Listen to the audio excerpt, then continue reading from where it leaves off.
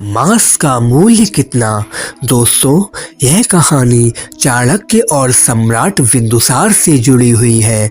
बच्चों को यह कहानी जरूर सुनाएं, उनके मन पर इसका काफ़ी अच्छा प्रभाव पड़ेगा और वे भविष्य में अच्छे इंसान बन सकेंगे। मगध सम्राट बिंदुसार ने एक बार अपनी सभा में पूछा, देश की खाद्य समस्या को सुलझाने के लिए सबसे सस्ती वस्तु क्या है। तो मंत्री परिषद तथा अन्य सदस्य सोच में पड़ गए। चावल, गेहूं, ज्वार, बाजरा आदि तो बहुत परिश्रम के बाद मिलते हैं और वह भी तब जब प्रकृति का प्रकोप ना हो। ऐसी हालत में अन्न तो सस्ता हो ही नहीं सकता।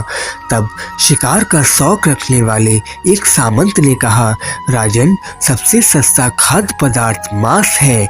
इसे पाने में मेहनत कम लगती है और पौष्टिक वस्तु खाने को मिल जाती है।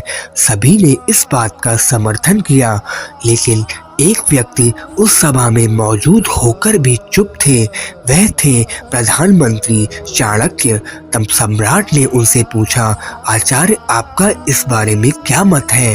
तो चाणक्य ने कहा, मैं अपने विचार कल आपके समक्ष रखूंगा। रात होने पर प्रधानमंत्री उस सामंत के महल पहुंचे। सामंत ने द्वार खोला।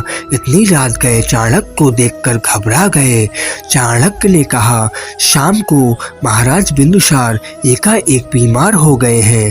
राजवैद्य ने कहा है कि किसी बड़े आदमी के हृदय का 2 तोला मांस मिल जाए तो राजा के प्राण बच सकते हैं। इसलिए मैं आपके पास आपके हृदय का सिर्फ 2 तोला मांस लेने आया हूँ। इसके लिए आप 1 लाख स्वर्ण मुद्राएं ले लें। यह सुनते ही सामंत के चेहरे का रंग उड़ गया।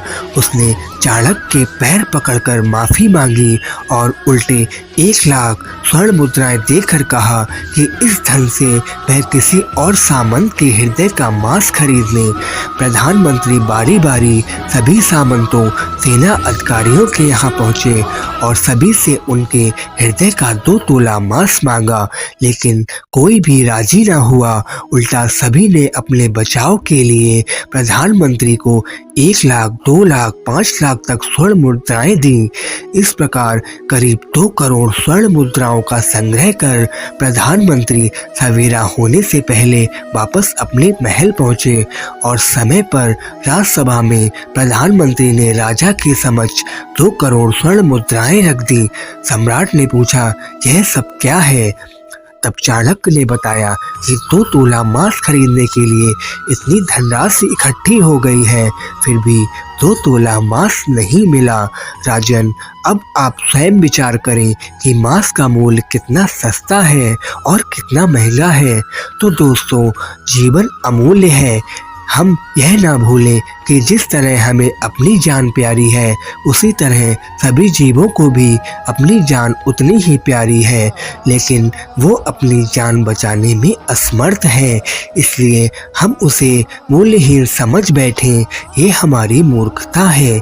मनुष्य अपने प्राण बचाने के लिए हर संभव प्रयास कर सकता है, बोलकर, रिझाकर, डराकर, रिश्वत देकर।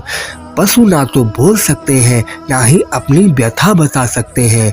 तो क्या बस इसी कारण हम उनसे उनके जीने का अधिकार छीन लें। इसलिए जानवरों के मांस को सस्ता और मूल्यहीन समझना अमानवीय और दुष्कृत्य है। शुद्ध आहार शाकाहार, मानव आहार शाकाहार।